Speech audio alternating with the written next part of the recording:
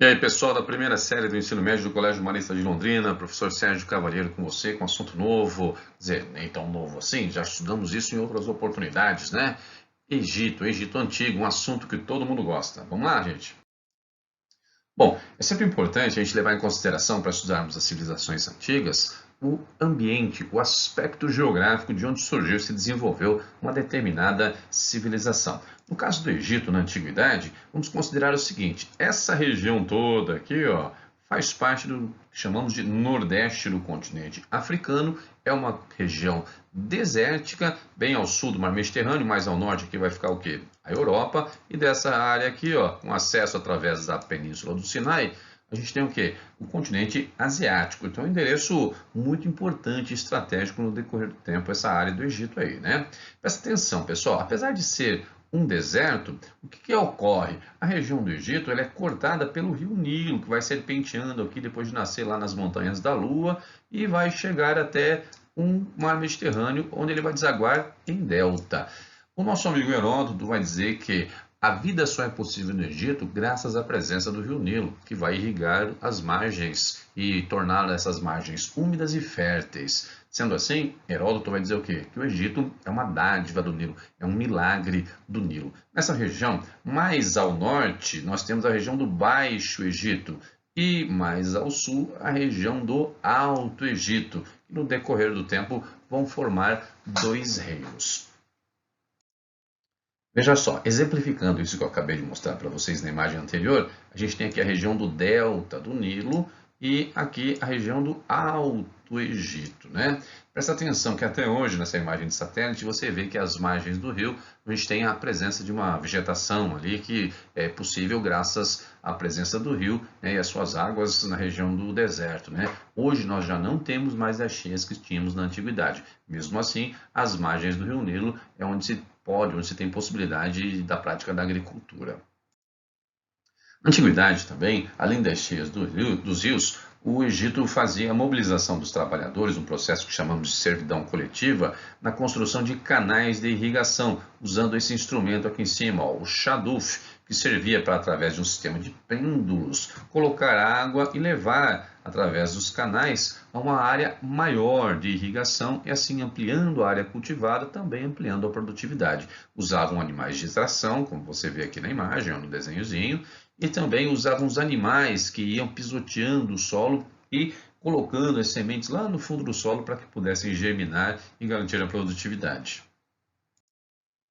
Bom, veja bem, em termos de história política, no Egito nós temos dois momentos bem distintos. O período pré-dinástico, que vai ali do início da formação da civilização, lá pelo ano 4000 a.C., até aproximadamente 3200 a.C., com a fundação, com a formação, com a unificação dos reinos. Inicialmente, as margens do rio Nilo foram sendo criadas comunidades aldeãs, eram nomos, aldeias governadas, lideradas por uma figura chamada de nomarca, não é monarca, é nomarca. No decorrer do tempo, o conflito entre esses nomos gerou um processo de aglutinação, de unificação, e assim houve a formação do reino do Alto Egito, ao sul, e do reino do Baixo Egito, ao norte. Lá pelo ano de 3200 a.C., o reino do Alto Egito conquista o Baixo Egito e o rei do Alto Egito, Menes, se torna o primeiro faraó da primeira dinastia. O que é uma dinastia? É uma sequência de reis que pertencem a uma mesma família. É a unificação do Estado egípcio. Veja só, como características desse Estado organizado, já no período dinástico, a gente tem um ponto de vista bem claro. O Egito era uma teocracia, sendo que o governante, o faraó, o imperador, ele era visto, era respeitado como se fosse um deus vivo andando sobre a terra, ou nesse caso, sobre as areias do deserto, né? Teo é Deus, cracia é governo. É uma característica muito comum entre os povos da Antiguidade Clássica. Isso não é uma regra, mas é muito comum. Em termos econômicos, havia organização do trabalho coletivo das pessoas naquilo que chamamos de servidão coletiva. As pessoas trabalhavam nas terras públicas que pertenciam ao governo, ou seja, pertenciam ao faraó, e recebiam como resultado ali uma parte da produção para a sua sobrevivência, para a sua manutenção. Isso é uma das características do que chamamos de modo de produção asiático, um conceito que de vez em quando aparece aí, pessoal. Em termos de sociedade, o Egito era dividido em estamentos, ou seja, não eram classes sociais que permitem mudanças com facilidade. As mudanças existem, elas são possíveis, mas é algo incomum. Em termos de religião, aí tem o elemento mais importante como característica do Egito. A religião é o elemento mais importante da cultura egípcia. Tudo é explicado a partir de um ponto de vista religioso. O faraó, por exemplo, justifica o seu poder como sendo divino. É uma atribuição de Deus e ele sendo o próprio Deus. Além disso, na religião egípcia, que havia crença na vida após a morte, por isso mesmo que eles faziam as múmias, acreditavam que a alma poderia voltar à vida através do corpo mumificado, não que a múmia saísse andando por aí, né? Isso não aconteceu, né? Fizeram múmias apenas lá na época da quarta dinastia, com as pirâmides construídas e tudo mais, né? Mas é que a construção, a preparação, né, da múmia significava o desejo de manter um caminho que ligasse aí a alma do morto e o caminho de volta à vida. Beleza? Outra característica importante da religiosidade no Egito é que os deuses tinham uma característica muito própria. Eles eram antropozoomórficos. Antropo, de homem, zoo, animal, e forma, portanto, de homem e animal. O corpo era de homem e a cabeça era de animal. Até parece que tem deuses egípcios andando por aqui atualmente, né? Veja só, pessoal, a sociedade egípcia, que era estamental, ela era organizada da seguinte forma. Observe aí a pirâmide social. Lá no alto, a figura do faraó, né, o deus vivo, comandando toda a sociedade. Junto a ele, uma nobreza, seus familiares, né, da sua dinastia e tudo mais, sacerdotes, que era muito importante. No politeísmo egípcio, os sacerdotes tinham muita influência sobre a sociedade. E também temos os altos funcionários da administração pública, como se fossem os ministros, né? Logo abaixo desse grupão privilegiado aí nós temos os soldados. No início o Egito não tinha grande importância no aspecto militar, porque o deserto, além de impor ali uma dificuldade de sobrevivência, também era uma barreira natural, era uma defesa natural existente para aquela região. Depois que começam algumas invasões, lá pelo século XVIII a.C., é que os militares, que os soldados ganham maior importância. Ali no meio da pirâmide social nós temos quem? Os escribas, os funcionários responsáveis pela burocracia, aqueles que sabiam ler, escrever e colocavam em execução as ideias que vinham do alto, né? Faziam com que as coisas acontecessem.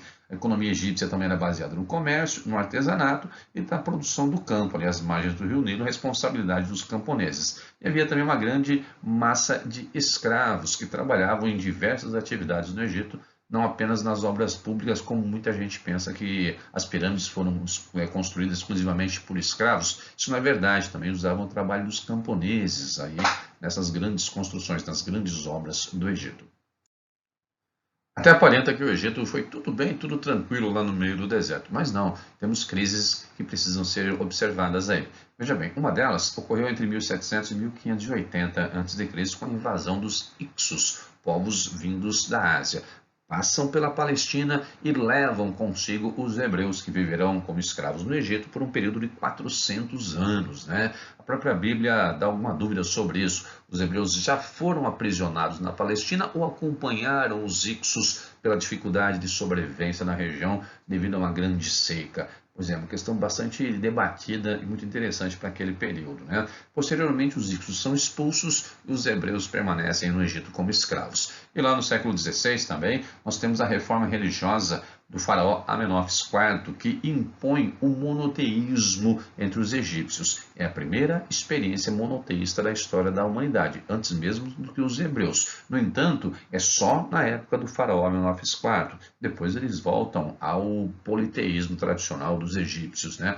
O próprio Amenófis ele muda o seu nome para Akhenaton, o filho do sol. Mas por que ele fez isso, essa reforma religiosa, implantando o monoteísmo?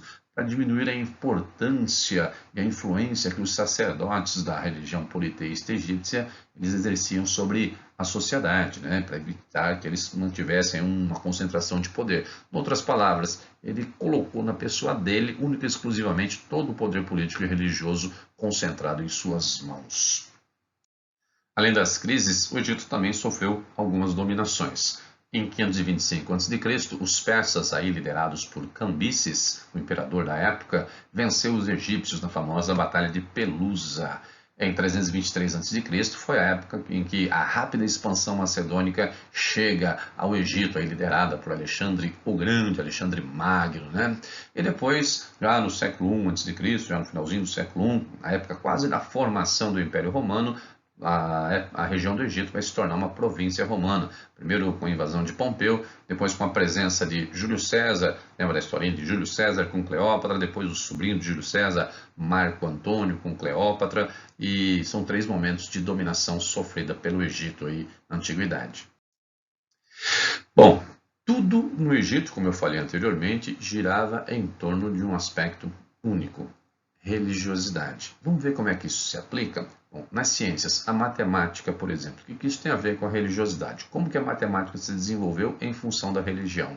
Para construir pirâmides que serviam como túmulos para abrigar os corpos dos faraós mumificados, cálculos muito bem elaborados precisavam ser feitos. Por exemplo, a quantidade de materiais, a quantidade de pessoas, o tempo necessário para a construção, a forma geométrica da pirâmide, tudo isso era uma matemática muito bem elaborada. Na química, veja só, para a preparação da múmia, uma série de compostos eram utilizados, como o bálsamo, aí daí vem a palavra embalsamar, o mum, aquilo que as pessoas pensam que é formol, é algo parecido com isso, por isso o nome múmia, enfim, esses compostos usados na preparação da múmia.